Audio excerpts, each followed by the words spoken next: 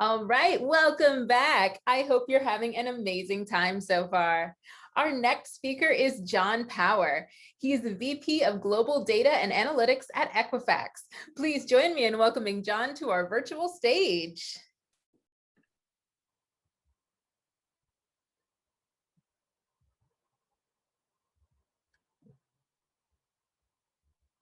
Good afternoon, everybody. As Patricia says, I'm John Power, VP of Data and Analytics for Equifax. Equifax is a global credit reference agency with a presence in 24 countries and serving customers in more than 50. I'm based in the UK, but with an international remit. Today, I'm going to explore a few themes. How AI can be trusted and improve the predictiveness of score models. When I use the term AI, think of it as encompassing AI and machine learning. I'll look at how in a global, complex environment, our values and beliefs are converging towards a common set of regulations. I'll look to bust the myth that AI is all about decisions via a black box, and instead show how AI can be both explainable and actionable. I'll show how this explainability provides comfort to regulators and policy setters, that AI can be used safely and with benefit to society, that it can be trusted. And I'll look at how credit models can be developed with fairness designed in. To do all this, I'm going to take you on an international tour around the world in explainable AI. In the next 20 minutes, I'll show various people's views, historic buildings, a Swiss ski resort, iconic cities, royalty, credit scoring, and regulatory landscapes. That may all sound somewhat random, but please bear with me. It will help me to explain how AI can bring benefit. I'll cover four things. First, a quick look at the big picture. Who is talking about AI and what are they saying? Second, the regulatory requirement to explain the factors that affect a credit score. Next, I'll give a couple of examples of the results that we are seeing from Equifax's explainable AI product, what we call neuro decision technology, and show what that means to consumers and to lenders. And finally, I want to give you a sense of what all this means in today's complex global environment. So what's next for AI? AI does attract differing views. Look at the comments of four thought leaders in this space: Elon Musk, Mark Zuckerberg, Stephen Hawking, Bill Gates. All four, though, do talk about the need to carefully manage AI, not to be managed by it. Okay, these people all speak about AI in its widest sense. Today, I'm going to focus on the use of AI in credit scoring. You know when an issue hits the mainstream, when celebrities become engaged. will.i.am, best known as the lead singer of the Black Eyed Peas and as a TV talent show judge. But he also is a tech entrepreneur and pioneering advocate for AI. In an article in The Economist magazine, he talked of the intimate and growing level of knowledge that data monarchs have about him. And he asked a very profound question: what has to happen for AI to be a friend of humanity? Yes, he's actually a tech entrepreneur, a fintech entrepreneur, and not afraid to speak his mind. He describes himself as a campaigner and oracle for the cyber age. He talks of his data being sacred and explores the pitfalls and benefits of AI. Will can make it sound as if AI is new, which of course it is not. The ancient Greeks had mythical robots. In 1939, a blockbuster movie was launched with an AI being as the male star, the Tin Man in The Wizard of Oz. The Tin Man strove to be just what we're looking for today from AI, a thinking machine and one with a heart. You will hear soon how regulators around the world are effectively asking for just that. In the 40s, Alan Turing explored ideas of machines using reasoning and learning experiences to make decisions. John McCarthy, a successor to Turing, coined the phrase AI in the 50s and defined it as the science and engineering of making intelligent machines. Early progress was slow, partially because computers could not store commands, and thus could execute on commands, but not remember what they had done. The 80s saw a rise in expert systems. In 1997, IBM Deep Blue defeated Garry Kasparov in a chess match. But only in recent times has the growth in computer memory and speed enabled big data processing and to give AI a true foothold. AI is nothing without data, and you can do nothing with data without permission from the owners and from regulators. will.i.am is not alone in getting excited and engaged about AI. In 2019, he attended Davos, the World Economic Forum's annual get-together of global leaders and business people. That year at Davos, there were 11 public sessions on AI, more than on any other topic. One of the liveliest was a session on the ethics of AI in financial services. There was consensus that decisions made by AI must be explainable, transparent, and fair to consumers. A bit like the World Economic Forum, the World Bank is a global, apolitical, and public interest organization. And 2 years ago, it posed a burning question. And they answered that yes, there is a rationale for government intervention. Regulation is inevitable.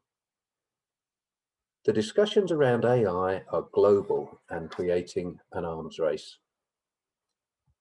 When I looked 2 years ago, 15 national governments had published their industrial strategies for becoming AI hubs.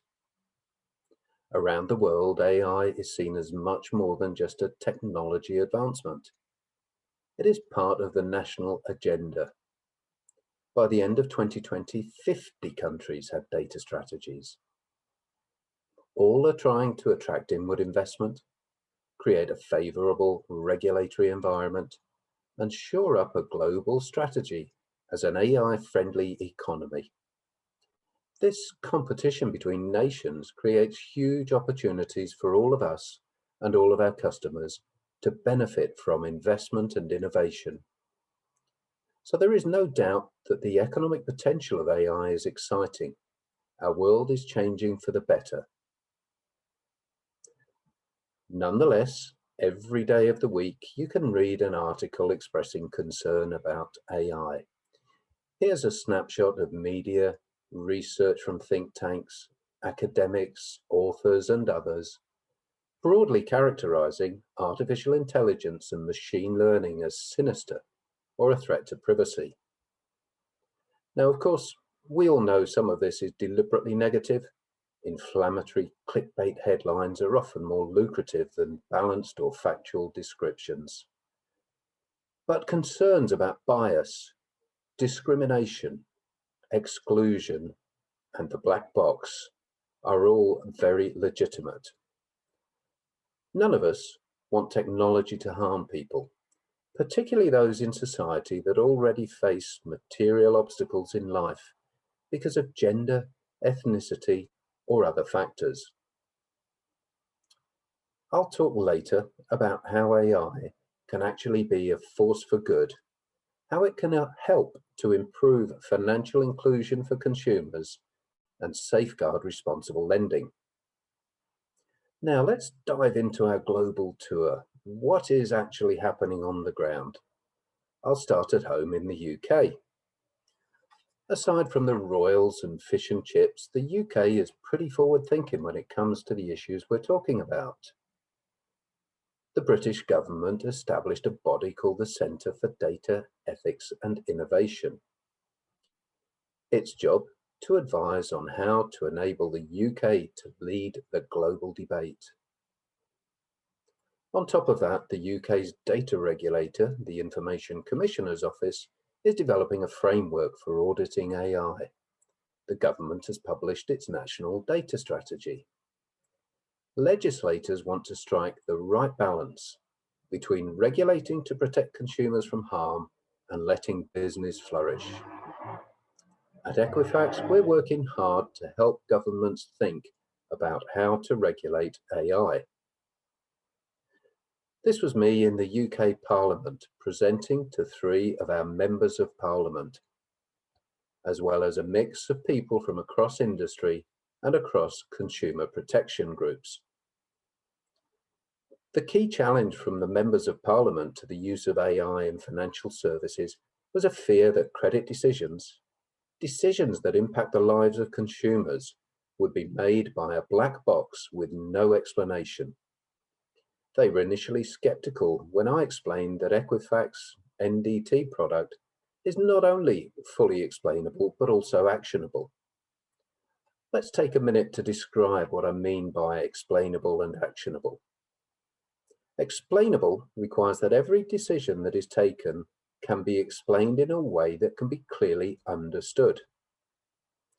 Our answer is to show for each attribute or characteristic in a scorecard, firstly, whether that characteristic has had a positive or negative effect on the decision, and secondly, to numerically show the extent of the impact of each attribute.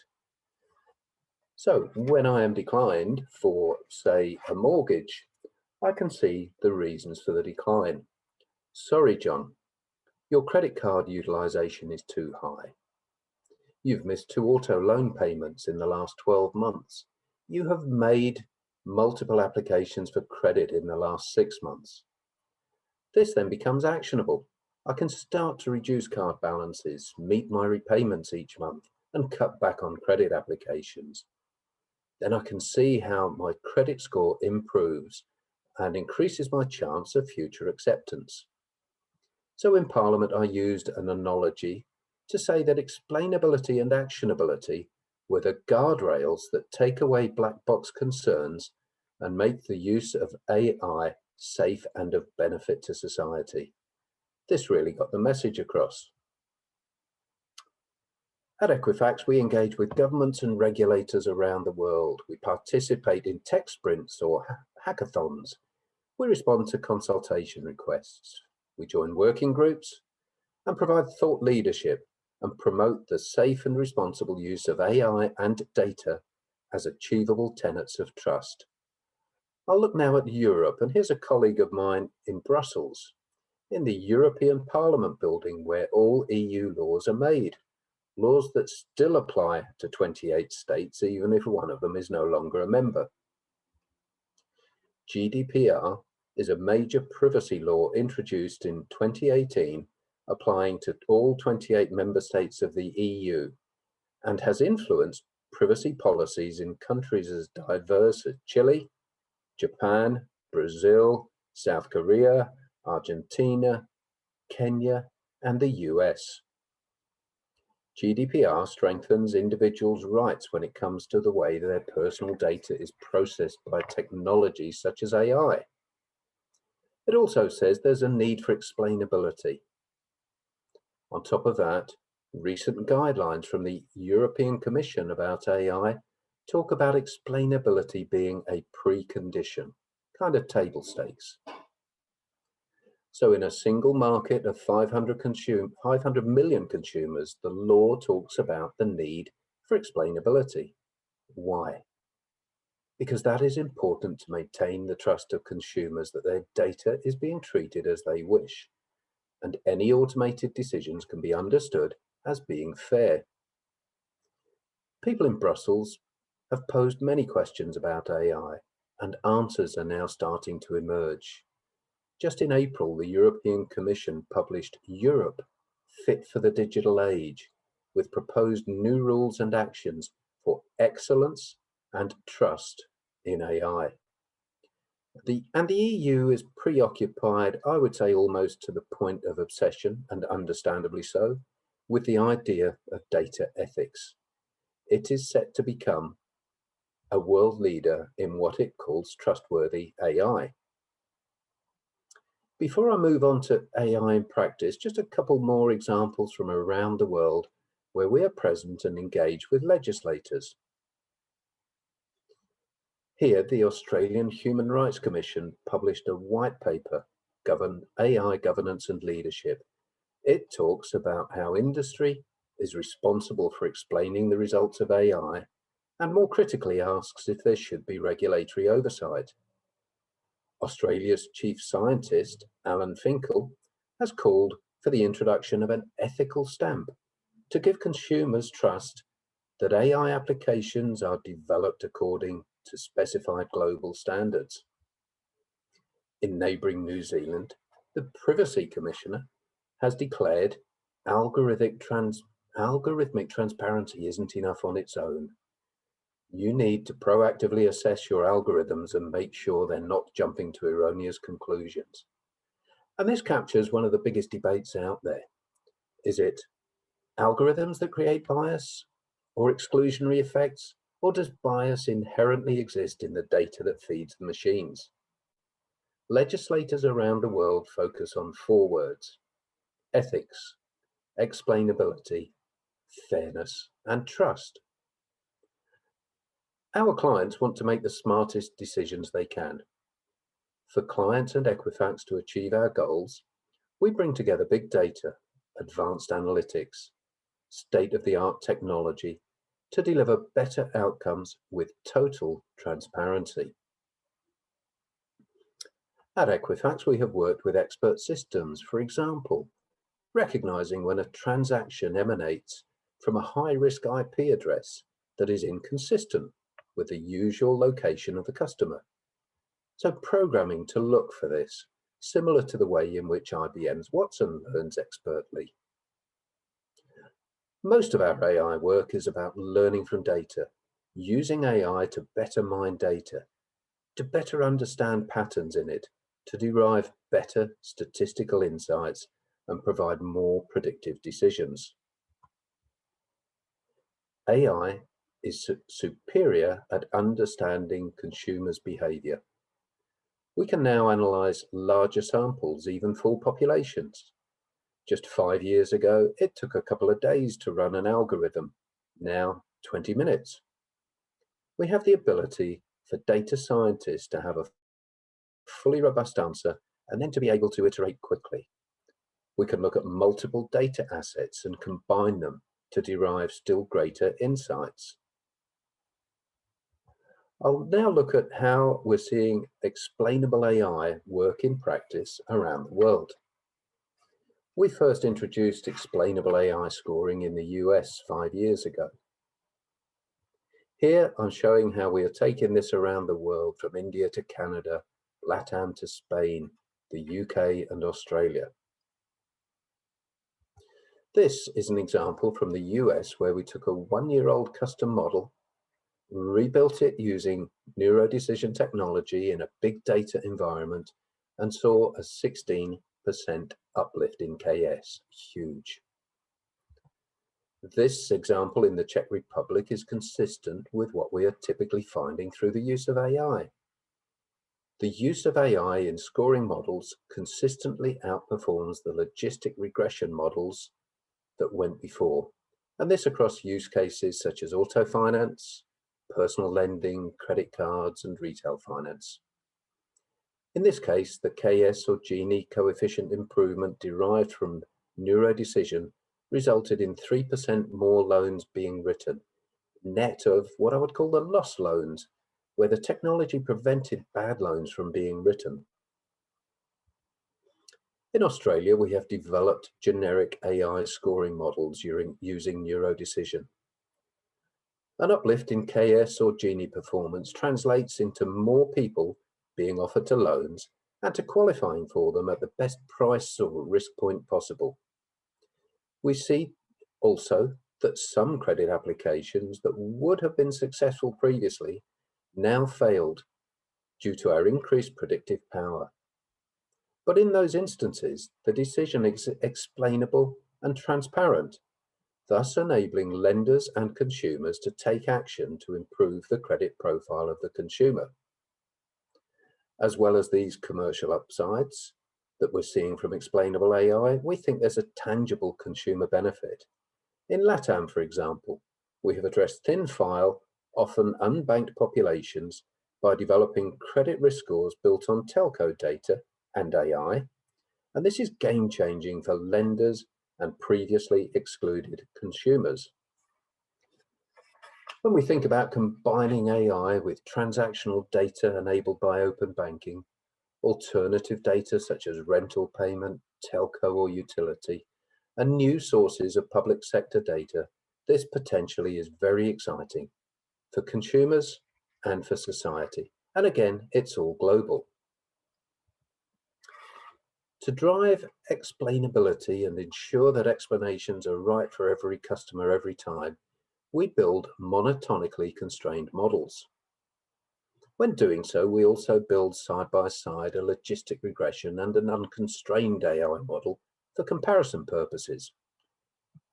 AI always outperforms logistic regression. Typically, we see that on day one, an unconstrained model will outperform a constrained one. But on out-of-time samples, this will be reversed after 6 months or so. And vitally, an unconstrained model does not ensure correct explanations, so in our view, should not be used in credit applications. We started with explainable AI in the US and developed explainability and actionability influenced by US regulations. It takes explainable AI to individual consumer level and, in my view, represents best practice, guaranteeing a correct explanation for every consumer every time. Our data scientists started with credit risk models and have since expanded to fraud and marketing use cases. When I think about bias in data, I think about 4 key pillars to our approach to avoiding bias. We exclude protected characteristics such as gender, ethnicity, or religion. Mostly, we don't have any choice in the matter. We don't have that data when we build our credit models. But this facilitates fairness by unawareness. If the model is unaware of protected characteristics, it cannot introduce bias. We have stringent data quality, data correction, and model governance processes. Consumers are told the reason for declined credit applications, and they're given access to the data from which the decline decision was derived. If there's an error in the data, it can be seen and corrected. Our model risk management processes monitor performance of models to look for any drift over time and to recalibrate as needed. We're piloting solutions to help consumers. So rather than just tell them the reasons for decline, why not also explain how best they can improve their score? From my example earlier, would reducing my loan utilization or ceasing new credit applications have the greatest and quickest impact on improving the credit score? We're building solutions to tell the consumer what that answer is. And we work with legislators to continuously seek improvements to the benefit of consumers, lenders, and markets. As I start to conclude this global tour of AI, a couple of things stand out, and I'll make a few predictions to leave you with. The first thing is that the future of AI depends so much on consumers having trust in it. Are they being treated fairly? Is there bias? Can they understand it? Are consumers empowered by AI to live better financial lives? If we don't have consumer trust that we will use AI responsibly and fairly, it will be a major uphill struggle. We think governments around the world recognize that we need explainable and actionable AI. As models become more complex, the task of producing an interpretable version becomes more important to politicians, opinion formers, regulators, and consumers. Explainable AI is the solution to the black box, and it provides the guardrails that regulators expect. I think we're also seeing a trend towards increasing supranational and converging regulation. Equifax operates in 24 countries and are seeing more coordination and similarities among those who govern data. My prediction is this will continue. I hope you've enjoyed this journey around the world of explainable AI. I've talked of views emerging globally, shared insights as to how governments are preparing to regulate, described the results of AI, and finally have made some predictions. If you only take, though, one thing from this presentation, it should be the importance of ethics, explainability, fairness, and trust. Had we met in person, I would have invited questions over a cup of tea or pint of English bitter. So no tea or beer, I'm afraid, but I would welcome questions nonetheless. Thank you. Wow, thank you so much, John. That was awesome. And I know this virtual audience is going wild with virtual applause. If you could just stop sharing your slides, we're going to send the audience to their next session. Awesome. Thank you so much. For the audience, it's time for you to make your way to your next session. Along the way, make sure you accept your connection request and take some time to check out our amazing exhibits. Thanks so much, and we'll see you around.